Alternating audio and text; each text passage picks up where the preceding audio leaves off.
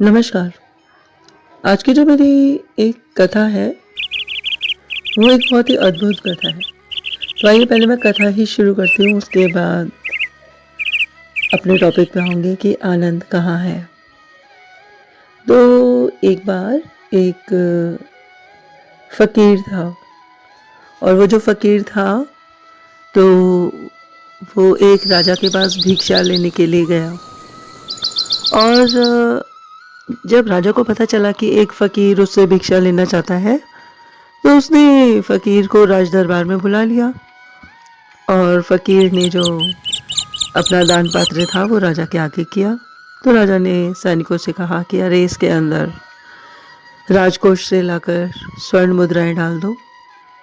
तो फ़कीर के दान पात्र में जो उसके हाथ में था, उसके अंदर कुछ स्वर्ण मुद्राएं डाल दी गई। पर जब स्वर्ण मुद्राएं उसमें डाली जा रही थी, तो दान पात्र तो खाली हो गया। अपने आप एक अद्भुत चमत्कार हुआ कि स्वर्ण मुद्राएं डालते ही दान पात्र वापस खाली था। तो राजा ने सोचा कि मैं इस दान पात्र को भर देता हूँ। तो उसने कहा कि भाई और स्वर्ण मुद्राएं ले आओ। वो भी खाली हो गया दान पात्र फिर से एक बार। तो राजा ने कहा कि अरे चांदी की मुद्राएं भी डाल दो। और ऐसा करते करते पूरा राजकोष खाली हो गया। राजा परेशान हो गया। उसने सोचा कि ये कैसा दान पात्र है जो भरता ही नहीं है। राजा ने फकीर से पूछा कि क्या तुम मेरी परीक्षा ले रहे हो? ये कैसा दान पात्र ले आए हो? इसने मेरा पूरा राजकोष खाली कर दिया है। तो फकीर ने बोला कि राजा जी क्षमा कीजिएगा, मैं फकीर हूँ। मैं एक शमशान घाट के पास से निकल रहा था और जब मैं शमशान घाट के पास से निकल रहा था तो वहाँ पे मैंने एक खोपड़ी गिरी हुई देखी जो एक किसी मनुष्य की होगी। मैं वो खोपड़ी लेकर ये सोचकर कि ये मेरे दान पात्र का काम करेगी, उसे लेकर चल पड़ा। दोस्तों, ये तो एक कहानी थी, एक कथा थी, पर इसका उद्देश्य ये था, हमें ये समझाना था कि इसी तरीके से हमारा जो मस्तिष्क है वो कभी भी आनंद से नहीं भर पाता। हमारा आनंद इतना छोटा है कि हमें जब जब आनंद मिलता है तो वो बहुत जल्दी ख़त्म हो जाता है और हम आनंद के पीछे भागते हैं और आनंद हमारे से आगे आगे चलता है। ऐसा लगता है कि हमारे आनंद की कोई सीमा नहीं है, बहुत जल्दी ख़त्म हो जाता है। जैसे कि एक छोटा बच्चा बहुत जल्दी बड़ा हो जाना चाहता है, एक बड़ा इंसान जीवन में कुछ बन जाना चाहता है और यदि वो जीवन में कुछ नहीं बन पाता तो उसको दुख होता है। और कोई एक ऐसा इंसान जिसने जीवन में बहुत कुछ पा लिया हो तो फिर वो आगे का जीवन अच्छा जीना चाहता है।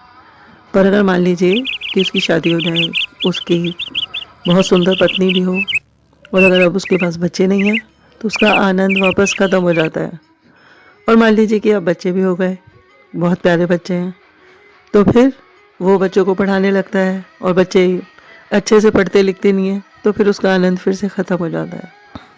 मान लीजिए कि बच्चे भी बहुत अच्छा पढ़ रहे हैं, तो अब बच्चों की शादी, फिर वही फिर वही फिर वही।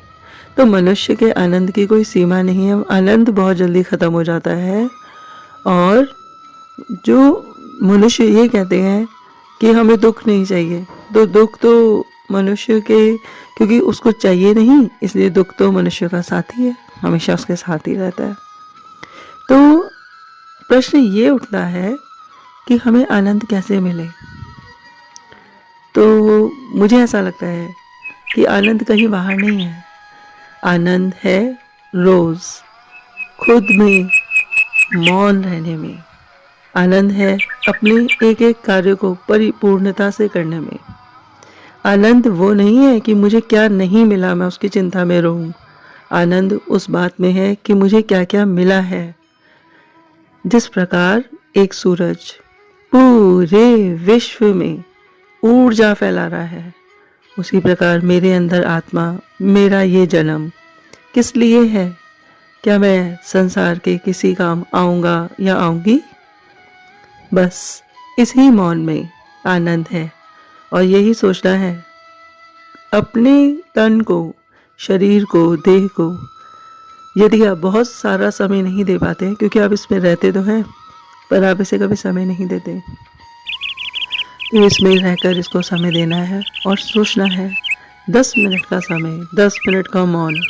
और हाँ, जब आप मौन रखें तो भीतर भी मौन रखें। ऐसा ना हो कि मन आपसे बातें करता रहे।